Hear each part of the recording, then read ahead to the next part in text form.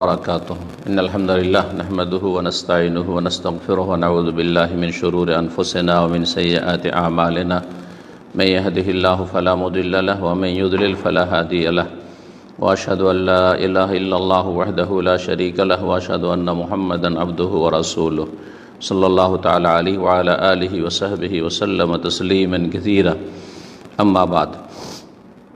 সম্মানিত শ্রোতা দর্শক মণ্ডলী, আল্লাহ রাব্বুল আলামিনের প্রশংসা এবং প্রিয় নবী সাল্লাল্লাহু আলাইহি ওয়াসাল্লামের উপর সালাত ও সালামের পর জুমার খুতবা মসজিদুল হারাম মক্কাতুল মুকাররমায় যে 22শে শাবান 1443 হিজরি মোতাবেক 25শে মার্চ 2022 খুতবা প্রদান করেছেন সম্মানিত শেখ ডক্টর ওসামা ইবনে আবদুল্লাহ খাইয়াত হাফিজাহুল্লাহ তাআলা।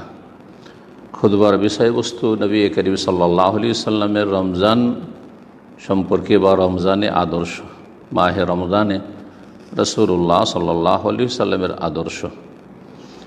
মহান আল্লাহর প্রশংসা এবং তৌহিদ রিসালাতের শাহাদাতের পরে সালাত ও সালাম পেশ করে বলছেন, আম্মা বাদ, অতঃপর ফত্তাকুল্লাহ ইবাদাল্লাহ, হে আল্লাহর বান্দারা, আল্লাহকে ভয় করুন এবং সবসময় স্মরণে রাখুন যে আপনাদের রবের সাথে অবশ্যই সাক্ষাৎ হবে, তার সামনে অবশ্যই দণ্ডায়মান হতে হবে। সুতরাং ভাগ্যবান ওই সব মানুষেরা যারা এই দিবসে যে আল্লাহর সামনে দাঁড়াতে হবে, হাসরের মাঠে উপস্থিত হইতে হবে, এর জন্য প্রস্তুতি গ্রহণ করল, এর জন্য সম্বল অর্জন করল, উত্তম পাথেয় হাসিল করল এবং আল্লাহ রাব্বুল আলামিনের পথে যে কোনো কল্যাণমূলক কাজে অবিচল থাকল, যে কোনো ভালো মাধ্যম কথার হোক কাজের হোক গ্রহণ করলো, অবলম্বন করলো, আল্লাহ রাব্বুল আলামিনের কাছে গ্রহণযোগ্য হওয়ার, কবুল হওয়ার আশা নিয়ে এবং আল্লাহ রাব্বুল আলামিনের কাছে মার্জনা এবং সন্তুষ্টির আশা নিয়ে। মহান আল্লাহ রাব্বুল আলামিন ইরশাদ করছেন, ওয়া তাযাওয়াদু ফাইন্না খায়রাজ যাদি তাকওয়া ওয়াত্তাকুন ইয়া উলিল আলবাব।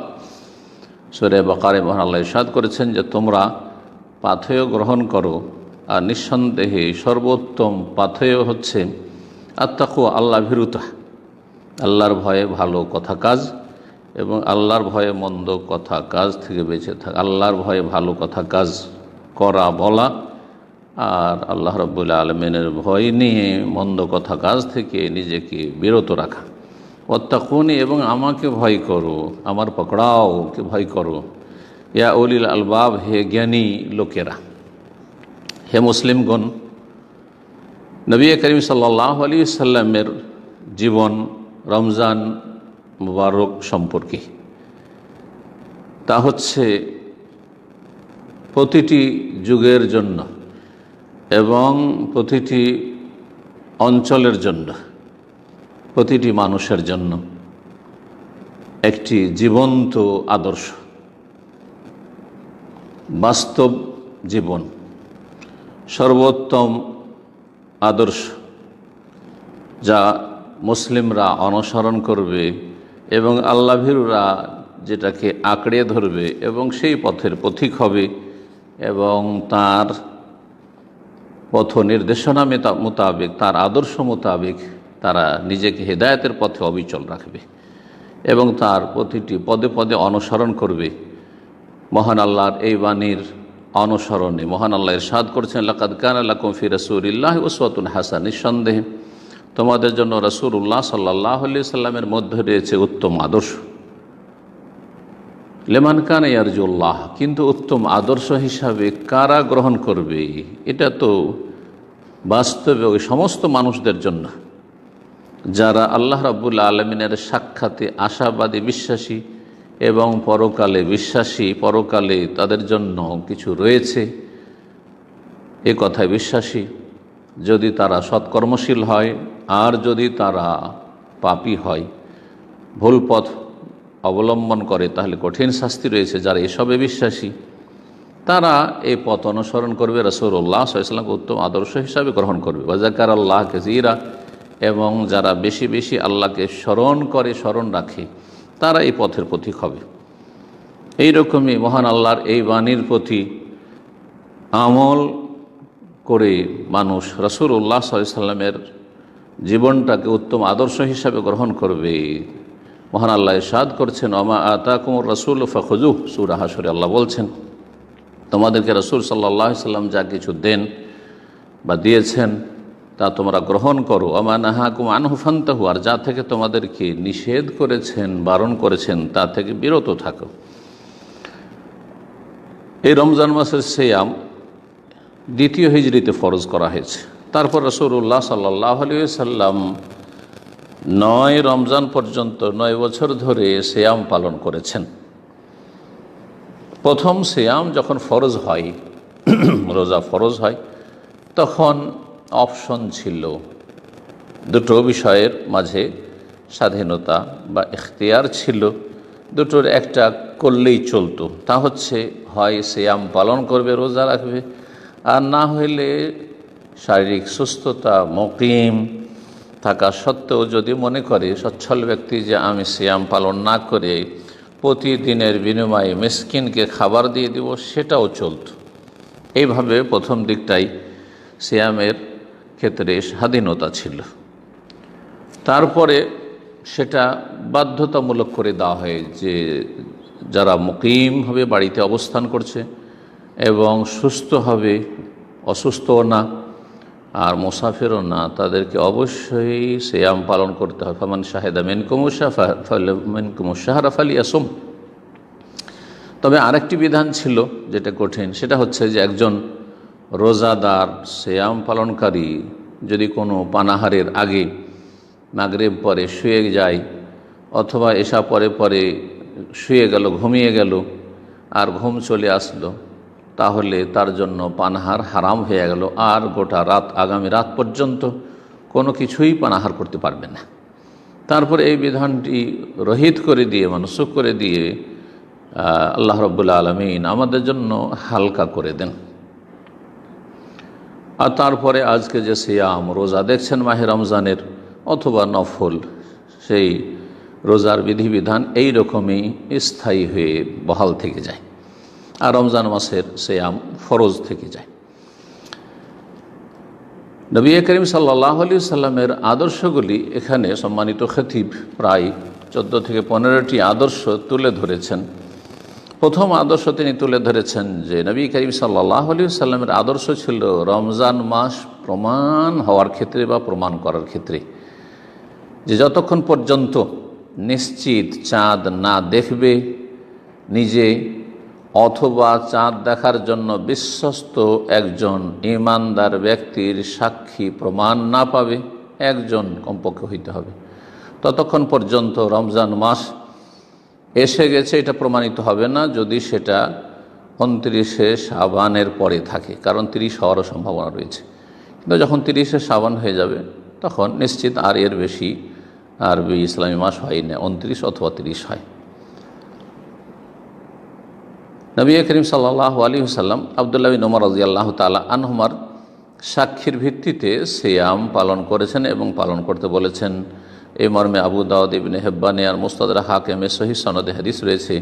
আব্দুল্লাহ বিন ওমর রাদিয়াল্লাহু তাআলা আনহুমা বলেন, তারা আন-নাসুল হেলালা, লোকজন, মুসলিম জনগণ মদিনায় চাঁদ দেখার জন্য চেষ্টা করল। ফাখবারতু রাসূলুল্লাহ সাল্লাল্লাহু আলাইহি ওয়াসাল্লাম, তখন আমি রাসূলুল্লাহ সাল্লাল্লাহু আলাইহি ওয়াসাল্লামকে জানালাম যে আন্নী রাআইতু, আমি দেখেছি, অন্যরা দেখতে পায়নি কিন্তু আমি চাঁদ দেখেছি। ফাসামাহু আমার আন্নাস বিসামি, নবী সাল্লাল্লাহু আলাইহি ওয়াসাল্লাম সেই রমজানে সেই কথার ভিত্তিতে নিজেও সিয়াম রাখলেন বা সিয়াম শুরু করলেন রমজানের, এবং সাহাবায়ে কেরামদেরকেও সিয়ামের নির্দেশ প্রদান করলেন। দ্বিতীয় আদর্শ হচ্ছে নবী করিম সাল্লাল্লাহু আলাইহি ওয়াসাল্লাম রমজান মাস সম্পর্কে যদি চাঁদ না দেখা যায়, 29 শাবানের পরে চাঁদ দেখা গেল না, তাহলে শাবানকে 30 পুরা করে নিতে হবে। এই রকমই যদি চাঁদ দেখার ক্ষেত্রে আকাশে মেঘমালা থাকে অথবা দেখতে কোনো রকমের বাধা থাকে, যে কোনো বাধা, তাহলেও শাবানকে 30 পুরা করে নেবে, তারপরে সিয়াম শুরু করবে, তারপরে দেখার কোনো প্রয়োজন করে না।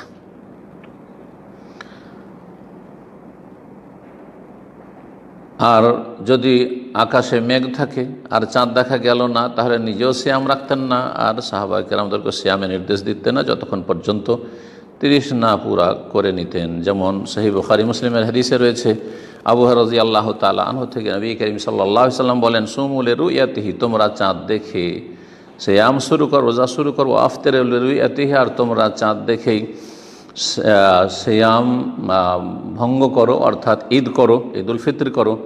ফাইন গুব্বিয়া আলাইকুম, অন্য রিওয়ায়াতে রয়েছে ফাইন গুম্মা আলাইকুম, যদি আকাশে মেঘমালা থাকে, আকাশে চাঁদ দেখার ক্ষেত্রে অস্পষ্টতা থাকে, ফাকমিলু ইদ্দাতা শাবানা সালাসিন, তাহলে শাবানে 30 পুরা করে নাও।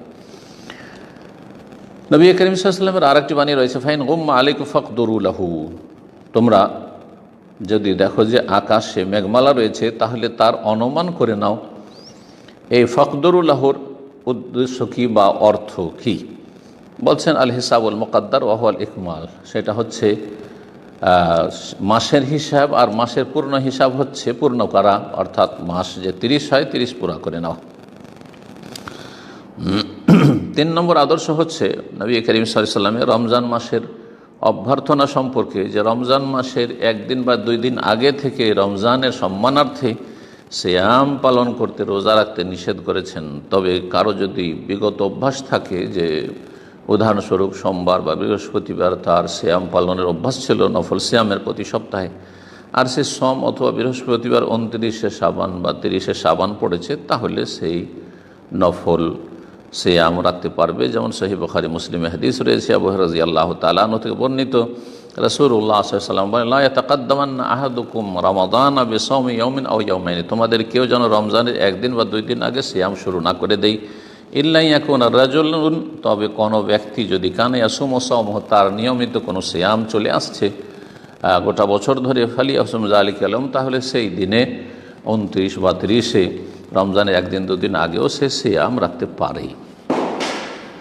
4 নম্বর আদর্শ হচ্ছে রাসূলুল্লাহ সাল্লাল্লাহু আলাইহি ওয়াসাল্লামের রমজান মাসের সিয়ামের অভ্যর্থনা সম্পর্কে, যে তিনি রমজান মাসের সিয়াম শুরু করতেন বা যে কোনো সিয়াম শুরু করতেন সাহরি দিয়ে, এবং এই সাহুর বা সাহারি খাওয়ার জন্য সাহাবায়ে কেরামদেরকে উৎসাহিত করতেন, উদ্বুদ্ধ করতেন, এবং এই খাবারকে তিনি আল গাদাউল মুবারাক, বরকতপূর্ণ খাবার বলে আখ্যায়িত করেছেন। বরকতপূর্ণ বা বরকতময় খাবার বলে আখ্যায়িত করেছেন। যেমন সহিহ বুখারী মুসলিমে হাদিস রয়েছে, আনাস বিন মালিক রাদিয়াল্লাহু তাআলা আনহু থেকে রাসূলুল্লাহ সাল্লাল্লাহু আলাইহি ওয়াসাল্লাম বলেন, তাসাহহারু, তোমরা সাহুর করো, সাহরি খাও, ফাইন্না ফিস সাহুরে বারাকা, কারণ সাহারি খাওয়াতে বরকত রয়েছে, বিভিন্ন দিক থেকে বরকত রয়েছে, যা এ হাদিসের ভাষ্যকারগণ বর্ণনা করেছেন। সে সময়টি হচ্ছে বরকতের, সেই খাবারটি হচ্ছে বরকতের শারীরিক দিক থেকে, মানসিক দিক থেকে, আর ইমানি দিক থেকে সেটি হচ্ছে যে রাসূলুল্লাহ সাল্লাল্লাহু আলাইহি ওয়াসাল্লাম এটি সুন্নাহ, এবং এর মাধ্যমে মানুষ আল্লাহ রাব্বুল আলামিনের জিকির আজকার এবং আল্লাহর কাছে দোয়া করার, আল্লাহর শুকরিয়া আদায় করার মোবারক সময়ে, যেই সময় আল্লাহ রাব্বুল অত্যন্ত নিকটবর্তী হন, এই ভোর রাত্রে, এই সময়টায় আল্লাহ অত্যন্ত কাছাকাছি, আল্লাহ বান্দাদেরকে ডাক দেন দেওয়ার জন্য, সেই সময়টাই জাগলো এবং কিছু জিকির আজকার দোয়াও করতে পারলো ইত্যাদি। এই বহুমুখী উপকারিতার কারণে এটিকে বারাকা বলা হয়েছে। এবং সাহরির ক্ষেত্রে আরেকটি আদর্শ হচ্ছে যে নবী করিম সাল্লাল্লাহু আলাইহি ওয়াসাল্লাম সাহরিতে বিলম্ব করতেন, তাড়াতাড়ি করে রাত্রে 11টা 12টা দুটো আগে ভাগে সাহারি করলেন, এমনটা করতেন না যেমন আজকাল অনেকে করে থাকে, সাহারি করে ঘুমিয়ে যায়। বরং রাসূলুল্লাহ সাল্লাল্লাহু আলাইহি ওয়াসাল্লামের সাহারি খাওয়া এবং আজানের মাঝখানে এতটুকু সময় থাকতো যাতে আনুমানিক মাঝারি 50টি আয়াত তেলাওয়াত করা সম্ভব হতো, তার বেশি না। যেমন সহিহ বুখারী মুসলিম আনাস বিন মালিক রাদিয়াল্লাহু তাআলা আনহু বর্ণনা করেন, যায়েদ বিন সাবিত রাদিয়াল্লাহু তাআলা আনহু থেকে বলছেন, তাসাহারনা মা নবী সাল্লাল্লাহু আলাইহি ওয়াসাল্লাম, যায়েদ বিন সাবিত রাদিয়াল্লাহু তাআলা আনহু বলছেন যে আমরা নবী সাল্লাল্লাহু আলাইহি ওয়াসাল্লামের সাথে সাহরি করলাম।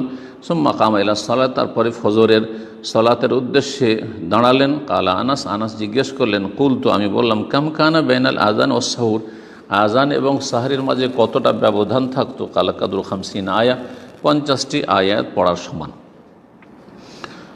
তারপরে রাসূলুল্লাহ সাল্লাল্লাহু আলাইহি সাল্লামের 5 নম্বর বা 6 নম্বর আদর্শ হচ্ছে সিয়ামের ইফতার সম্পর্কে।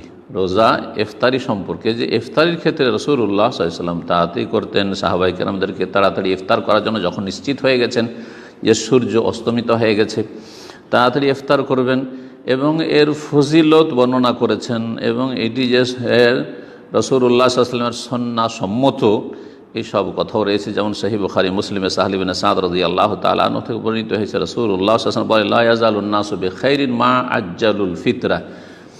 মুসলিম জনগণ সর্বদা মঙ্গলে থাকবে, কল্যাণে থাকবে, তাদের ভালাই হবে যতদিন পর্যন্ত তারা ইফতারিতে তাড়াতাড়ি করবে।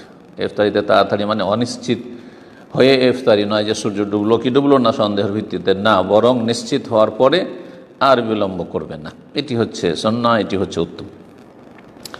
রাসূলুল্লাহ সাল্লাল্লাহু আলাইহি ওয়াসাল্লাম যে ইফতার করতেন, ইফতার ক্ষেত্রে আদর্শ হচ্ছে যে তিনি মাগরিবের সালাতের আগে ইফতার করতেন এবং ইফতারের ক্ষেত্রে যেন তাজা খেজুর, রতাব তাজা খেজুর দিয়ে ইফতার করা হয় এর জন্য উৎসাহিত করতেন। যদি তাজা খেজুর থাকতো তো তিনিও তাজা খেজুর দিয়ে ইফতার করতেন। যদি তাজা খেজুর না থাকে তাহলে শুকনো খেজুর, যে কোনো খেজুর দিয়ে ইফতার করতেন। তাও যদি লব্ধ না হইতো তাহলে শুধু পানি দিয়ে ইফতার করবেন।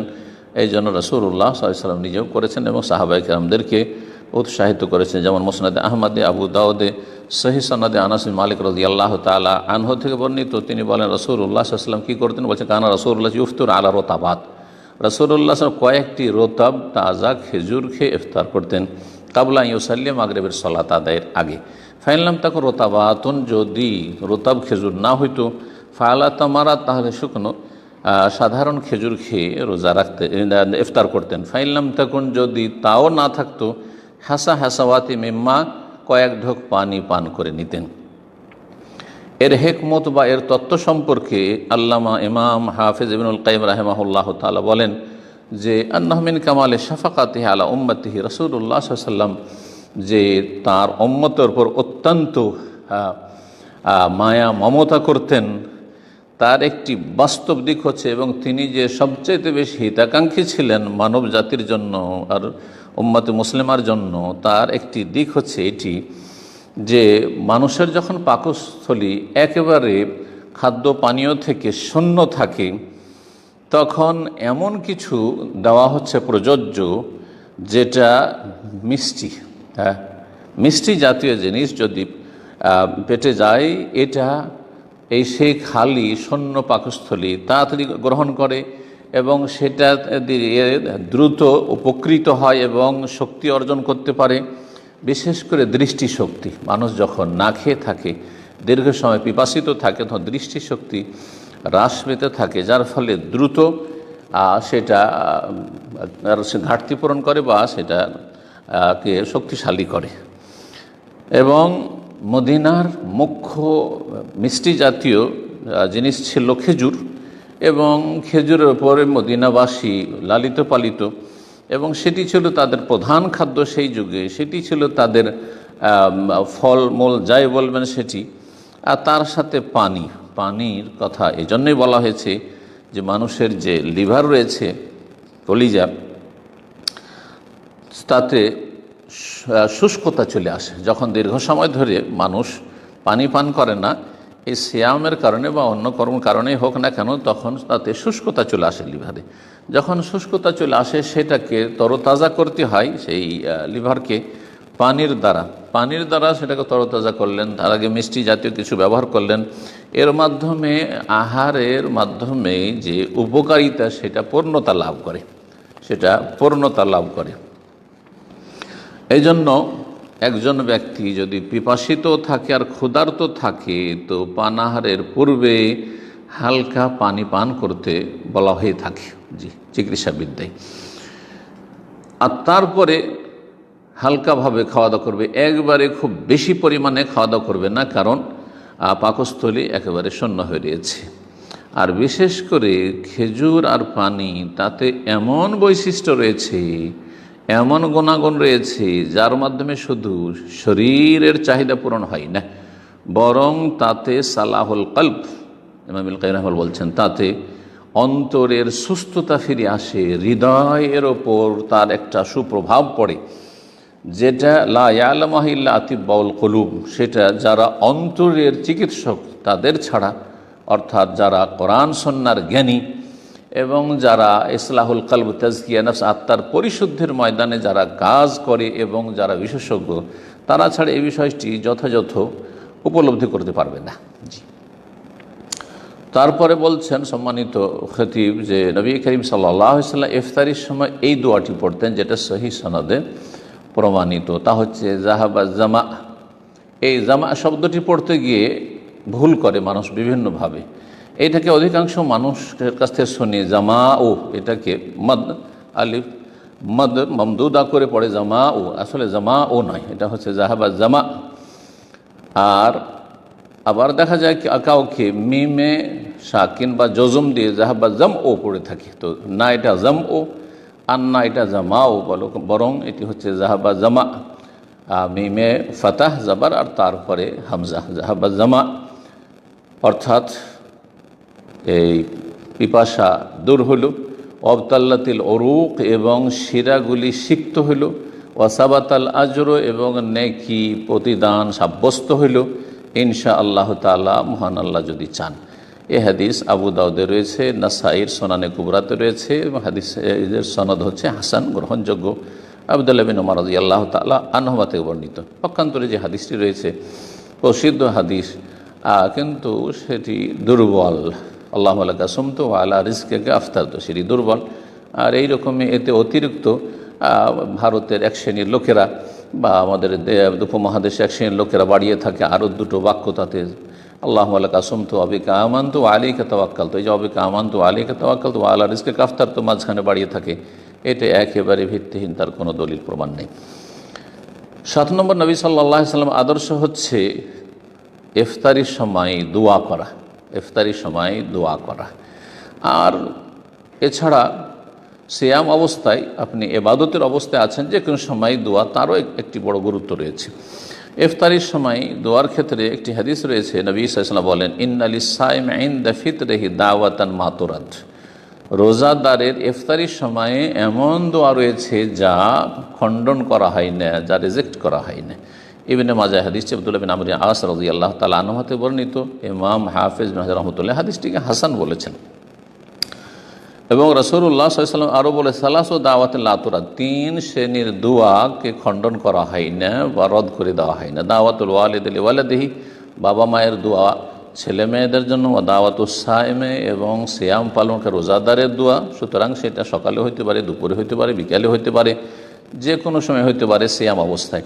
ও দাওয়াতুল মুসাফির এবং মুসাফিরের দোয়া। আখরাজাহুল বাইহাকি, এই হাদিসটি ইমাম বাইহাকি রাহিমাহুল্লাহ সুনানে কুবরাতে নিয়েছেন, ইমাম জিয়া মাকদিসি নিয়েছেন মুখতারাতে। সহিহ সনদ বর্ণিত হয়েছে আনাস বিন মালিক রাদিয়াল্লাহু তাআলা আনহু থেকে।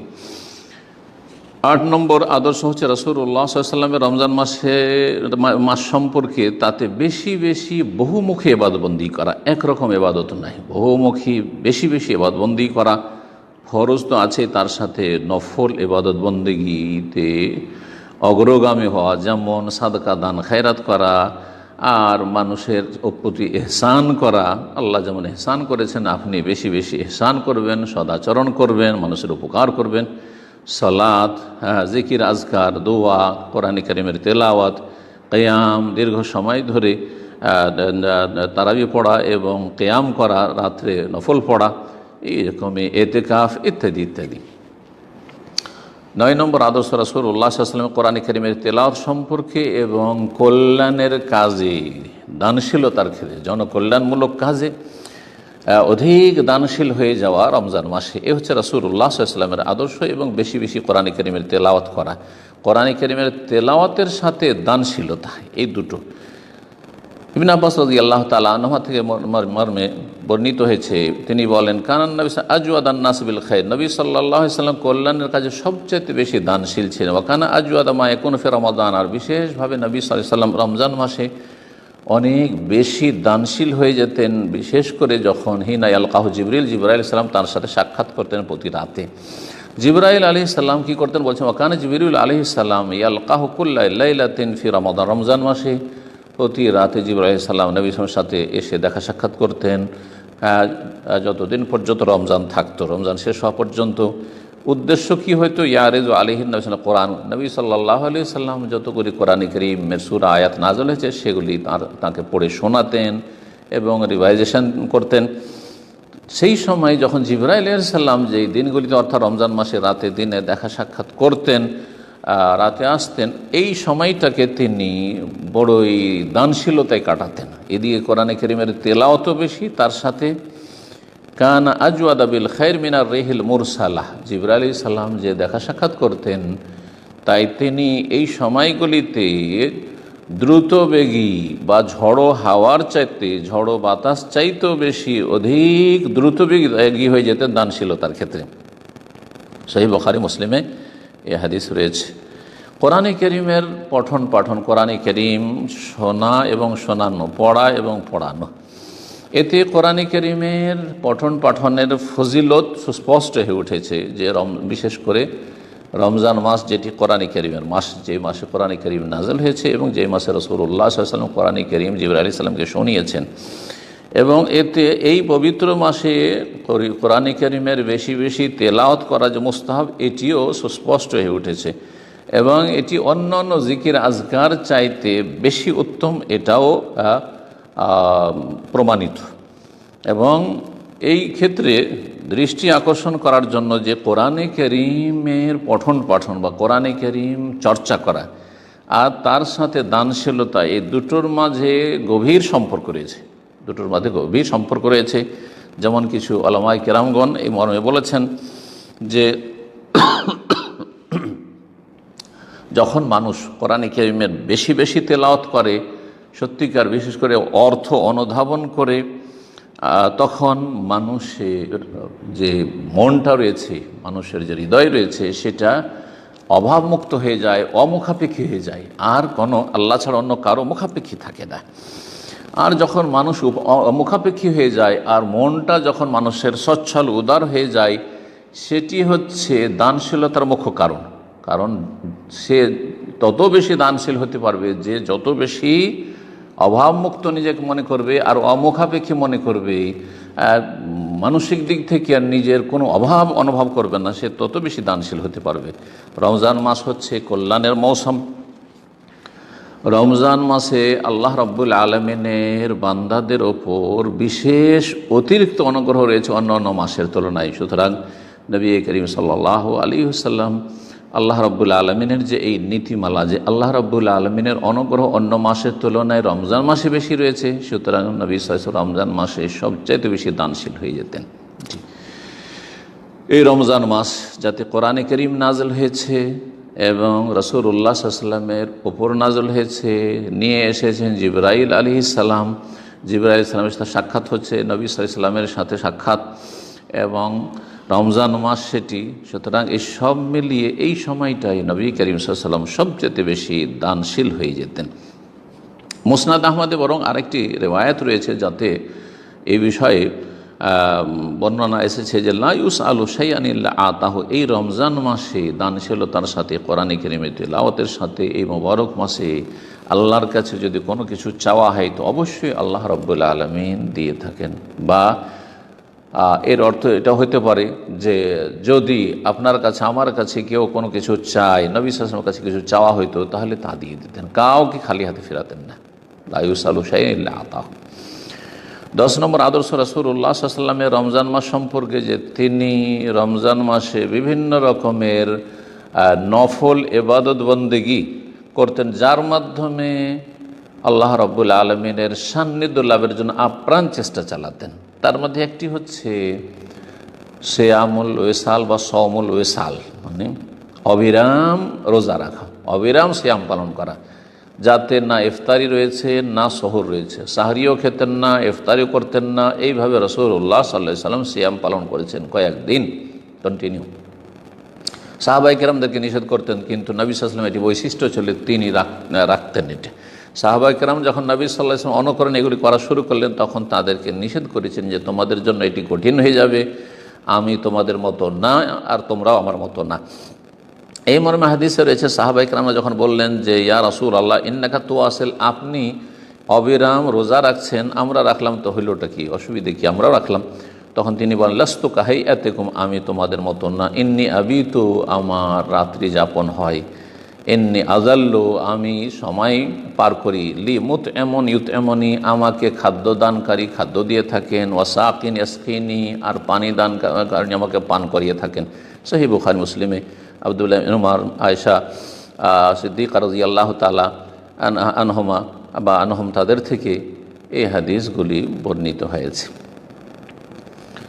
উদ্দেশ্য হচ্ছে পানাহারের, যা এই হাদিসে রয়েছে। ইমাম ইবনুল কাইয়িম রাহিমাহুল্লাহ সম্পর্কে বলছেন যে আল্লাহর এই হাদিস, অর্থাৎ এই যে ওয়েসাল বা অবিরাম সিয়াম সম্পর্কে নবী সাল্লাল্লাহু আলাইহি ওয়াসাল্লাম বলছেন যে আমাকে আল্লাহর পক্ষ থেকে খাদ্য দানকারী রয়েছে আর পানীয় দানকারী রয়েছে, আমাকে খাদ্য দান করেন, পানীয় দান করেন। এটার উদ্দেশ্য কি? আসলে কি বাস্তবে বাহ্যিক কোনো পানাহার তাকে দেওয়া হইতো গায়েব থেকে?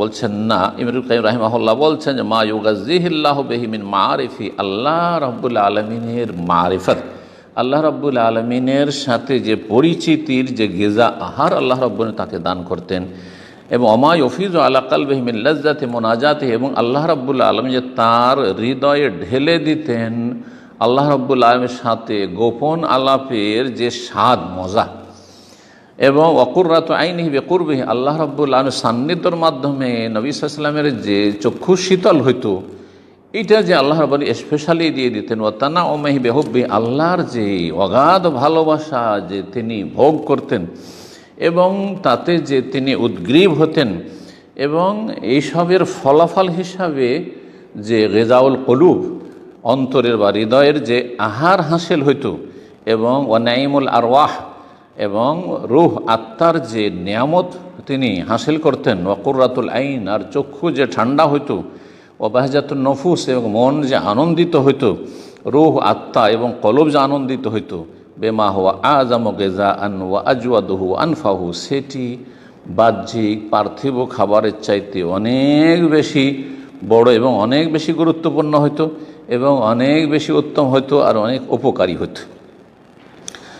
আর এর মাধ্যমে কখনো কখনো এই যে আধ্যাত্মিক রুহানি গেজা, সেটা মানুষের শারীরিক গেজা, শারীরিক আহার থেকে মানুষকে অমুখাপেক্ষী করে দিত, কোনো প্রয়োজন হইতো না। আর এই মর্মে যাদের অভিজ্ঞতা রয়েছে তারা নিঃসন্দেহে বিষয়টি উপলব্ধি করে যে অনেক সময় শরীর বাহ্যিক পানাহার থেকে অমুখাপেক্ষী হয়ে যায়। বাহ্যিক পানাহারের প্রয়োজন মনে করেন না, যখন কলবের আহার খুব বেশি পায়, আত্মার আহার খুব বেশি পায়, তো যেই আহারটি পার্থিব আহার, সেটি হচ্ছে গিযাউল হাইওয়ানি, মানে একজন মানুষ হিসাবে অথবা একজন প্রাণী, অন্যান্য প্রাণীর যে শারীরিক খাবারের প্রয়োজন রয়েছে, বাহ্যিক পার্থিব খাবারের প্রয়োজন রয়েছে, সেই খাবার থেকে অমুখাপেক্ষী হয়ে যায়। 11 নম্বর আদর্শ রাসূলুল্লাহ সাল্লাল্লাহু আলাইহি ওয়াসাল্লামের সিয়ামের উদ্দেশ্যকে লক্ষ্য রাখা, এবং সিয়ামের যে লক্ষ্য উদ্দেশ্য মানব জীবনের সংশোধনের ক্ষেত্রে, সংস্কারের ক্ষেত্রে এবং উন্নতির ক্ষেত্রে, এবং এর রহস্য সম্পর্কে, সতর্কীকরণ সম্পর্কে, যে সিয়ামের যে টার্গেট রয়েছে বা লক্ষ্য উদ্দেশ্য রয়েছে, সেটা যেন ব্যাহত না হয়। এই জন্য নবী সাল্লাল্লাহু আলাইহি ওয়াসাল্লাম অসার কথা কাজ থেকে নিষেধ করতেন।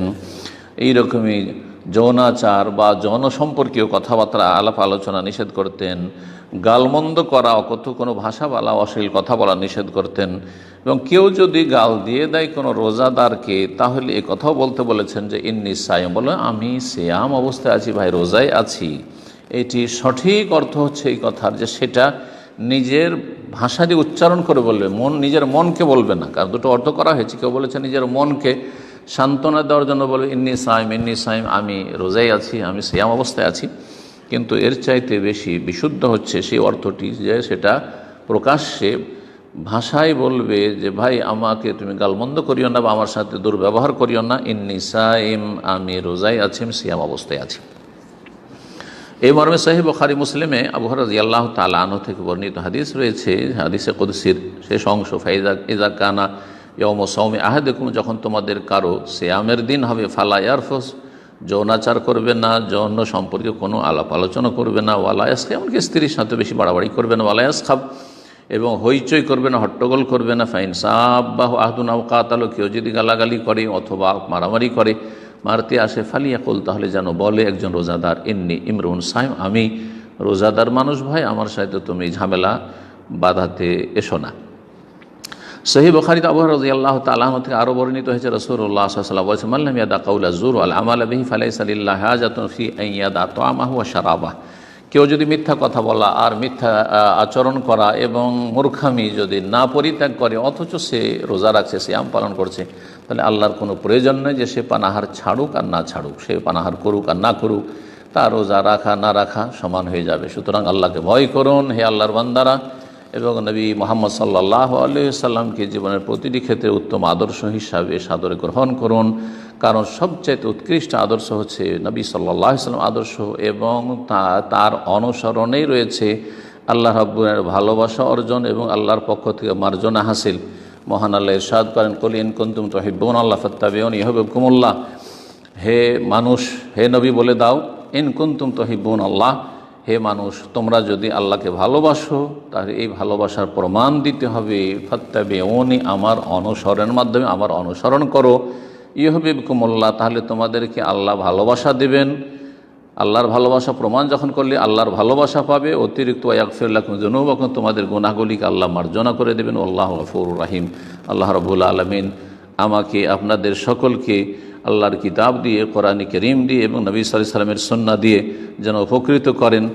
এবং এই প্রথম খুতবা শেষ করে আবার সম্মানিত খতিব দ্বিতীয় খুতবায় আল্লাহ রাব্বুল আলামিনের হামদ ও সানা এবং সালাত ও সালামের পরে বলছেন যে, হে আল্লাহর বান্দারা, নবী করিম সাল্লাল্লাহু আলাইহি সাল্লামের আদর্শ, নবী সাল্লাল্লাহু আলাইহি সাল্লামের 12 নম্বর আদর্শ হচ্ছে সিয়াম ভঙ্গকারী বিষয়গুলি সম্পর্কে, যে সিয়াম ভঙ্গ হবে কয়েকটি কারণে বা কয়েকটি জিনিসে। তার প্রথম হচ্ছে পানাহার করা।